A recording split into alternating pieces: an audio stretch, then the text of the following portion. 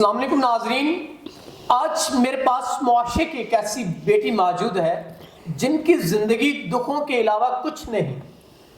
یہ اپنی پریشانیوں کو لے کے اور اپنی زندگی کے مسائل کو لے کے ہمارے پاس آئیں، اور ہم بھی کوشش کرتے ہیں کہ ہم جو بھی مسائل ہوتے ہیں ان کو آپ کے سامنے کھل کر ڈسکس کریں تاکہ ان کا حل نکالا جا سکے۔ اور معاشرے میں ہمیشہ کہتا ہوتا ہوں کہ زنا عام ہے، تو اس برائی کو روکنا چاہیے، اور اس وجہ سے روکنا چاہیے کہ معاشرے میں یہ ایک وائرس کی طرح پھیلتا جا رہا ہے۔ تو آئیے باقی اس بہن سے جانتے ہیں ان کے مسائل، اور ان کو مسائل جو ہیں ان کو حل کرنے کی کوشش کرتے ہیں۔ السلام علیکم۔ وعلیکم السلام۔ اچھا بہن، آپ مجھے بتائیں کیا مسئلے مسائل ہیں آپ کی زندگی کے جس کی وجہ سے آپ اتنی پریشان ہو کر آئیں؟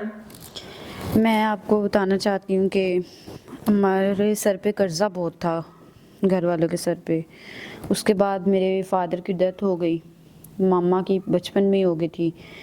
اس کے بعد جو قرضے والے تھے نا، انہوں نے انتہا کا ذلیل کرنا شروع کر دیا۔ ہمارا گھر اپنا ہے، ابو کی ڈیتھ ہوگی، اس کے بعد میں اکیلی گھر میں، اور وہ اس حد تک ایک دن گھر میں آ گئے، اور گھر میں تب میری عزت لوٹنی چاہیے، میں بامشکل جان بچا کے وہاں سے نکلی، بھاگی۔ اب انہوں نے میرے گھر پہ قبضہ کر لیا ہے، اور میں ان کو وہ قبضہ نہیں کرنا دینے چاہ رہی، کیونکہ میرے والد کی آخری نشانی ایک گھر ہے جو میرے پاس ہے، اس کے علاوہ میرا کوئی ٹھکانہ نہیں ہے۔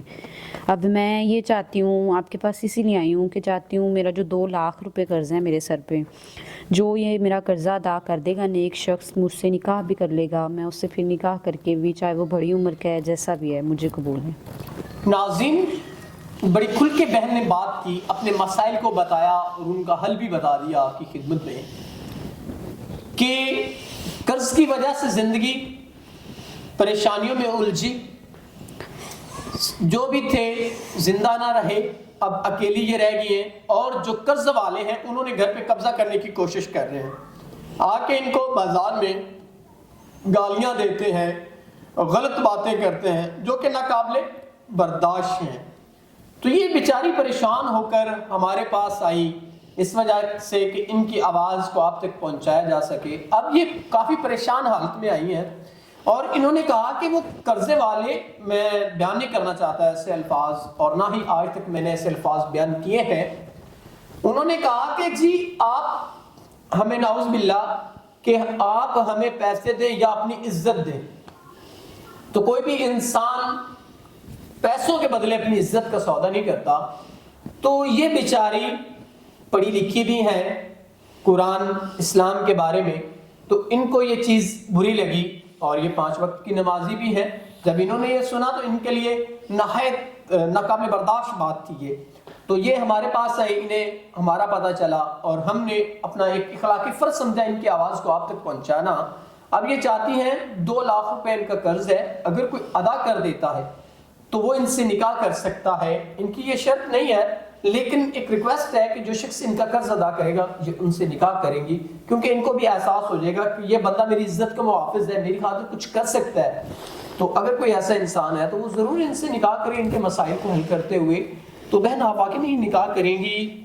اکثر ہمارے پاس ایسے ہوتے ہیں ایشوز وغیرہ کہ کوئی بڑی ایج کا ہے یا شادی شدہ ہے، اگر ایسے کوئی مسائل کوئی باہر لے جانا چاہتا ہو تو ان مسائل پہ بھی آپ کھل کے ہمارے ناظرین کو بتائیں تاکہ آپ کے مسئلے کا حل کیا جا سکے۔ میں بالکل کروں گی، کیونکہ میں بس چاہتی ہوں کہ میرا قرض ادا ہو جائے کسی طرح سے، اور میرے جو باپ کی آخری نشانی ہے ان کا گھر، میں اپنا گھر نہیں کھونا چاہتی۔ وہ قبضہ کر کے بیٹھے ہیں، جو میں بالکل بھی نہیں چاہتی، بس قرض ادا نہیں کر سکتی میں۔ یہ اپنے والدین، ماں باپ کی آخری نشانی کو اپنے ہاتھوں سے جانے نہیں دینا چاہتی۔ یہ چاہتی ہیں کہ میرے والدین کی میرے پاس ایک آخری نشانی وہ گھر ہے میرا، اگر قرض میں وہ چلا جاتا ہے تو میں خود کو کبھی معاف نہیں کر پاؤں گی۔ تو اس وجہ سے انہوں نے آپ لوگوں کے لیے نکاح کا پیغام بھیجا۔ اگر کوئی جو ان کا یہ 2 لاکھ کا مسئلہ حل کر سکتا ہے تو وہ ضرور ان سے نکاح کر سکتا ہے۔ تو ہم امید کرتے ہیں کہ آپ نکاح کو عام کریں گے، اور اس قوم کی مجبور بیٹی کو ضرور سہارا دیں گے، اور ان کے مسائل کو حل کرتے ہوئے جو ان کا مسئلہ ہے ان سے آپ نکاح کریں گے، لیکن ایک شرط ان کی ہے کہ جو ان کا قرض ادا کرے گا اور ان کے والدین کی آخری نشانی ان کے پاس رہنے دے گا۔ تو اسی کے ساتھ امید کرتے ہیں کہ آپ ان کے مسائل کو حل کرتے ہوئے ان سے نکاح کریں گے۔ تو اسی کے ساتھ آپ اپنے میزبان نواب احمد کو دے اجازت۔ خدا حافظ۔